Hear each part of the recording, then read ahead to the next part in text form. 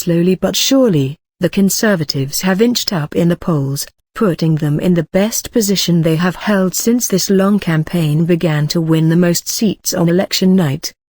The CBC poll tracker shows the Conservatives holding a modest lead over the Liberals, with 32.5% support against 30.4% for the Liberals. The New Democrats sit in third with 27.2% of the vote. There have been some clear trends working in favor of the Conservatives. In the week of September the 13th to the 17th, the party was averaging 29 to 30% in the poll tracker. That increased to between 30 and 31% in the following week, and between 32 and 33% this week. The Liberals have held steady over that time, averaging 30 to 31% over the last 2 weeks. Instead, the New Democrats have felt the brunt of the Conservatives' increase.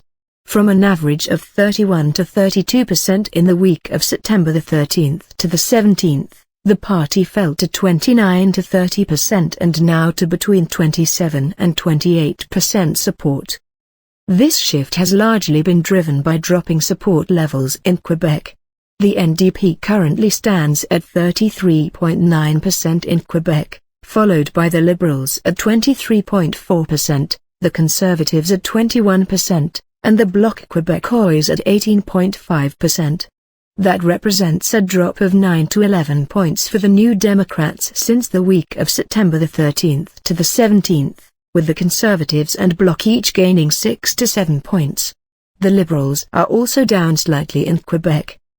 With the currently projected levels of support countrywide, the Conservatives would win between 115 and 159 seats, with the Liberals taking 79 to 122 seats and the NDP winning between 88 and 112 seats. The Bloc could take between 0 and 2 seats, and the Greens 1.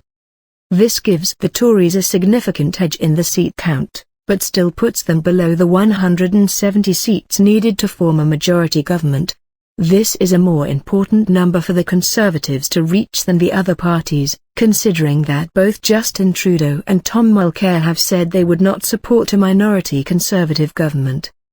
By contrast, winning a single seat more than the Conservatives could be enough for either the Liberals or NDP to take office, if they get the support of the other party. Differing trends?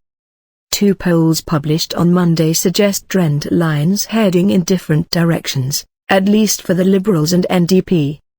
A poll by Forum Research for the Toronto Star pegged Conservative support at 34%, with the NDP at 28% and the Liberals at 27%, compared with their previous survey conducted between September 21st and 23rd, that represented an increase of 3 points for the Tories and a decrease of 4 points for the Liberals, with the NDP steady.